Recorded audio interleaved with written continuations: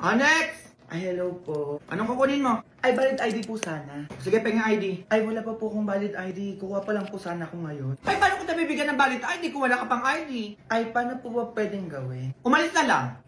Sige na, ganun lang. Madami pa nakapila. Kaya agad sungit nyo naman. Ay, nakikipag-usap ako sa inyo ng maayos. Ay, wala kang ID. Paano ko nabibigyan? Sige na, mag-isip ka. Kaya ate, ganyan ba talaga kayo, ha? Binabayaran kayo dito para magsungit? Next! Ay, pa umalis. Ay, may balita pala ngayon. Oo. Ay!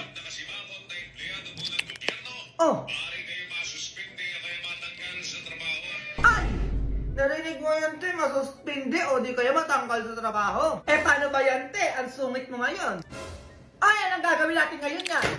Ay, parang ayun yung manager nyo. Teka nga. Ay, sir, valid ID po, di ba? Oo, bakit? Eh, paulit-ulit tayo, di ka nakikinig? Ay, eto, sir, wait. Ilang valid ID po ba? Isa lang, dalian mo dyan. Ay, gawin na po natin 4. Oo, para madami na po kayong ID. Ayun eh, pwede naman pala. Ay, gusto nyo na, susungit-sungit pa kayo dyan. Ngumiti ka. Ay, ito, sir, 4 na valid ID na po ito. Sige po, alis na po kayo. Ayan, ganyan nga. Next! Ay, ano yan? Ang sungit ang tono ah. Ay, next! Oo, ano po kukunin nila? Ay, valid ID po. O, valid ID daw. Ay, sure, ma'am. O, sige. Bibigyan ko kayo agad ng 4 na valid ID din po. Hala, totoo ba yan? Opo, ma'am. Ano ba kayo? Ang bait ata nila ngayon. Eh, kasi pwede na matanggal o di kaya masuspende sa trabaho kapag nagsungit, di kaya nakasimango. At diba, tayo narinig mo sa balita kanina?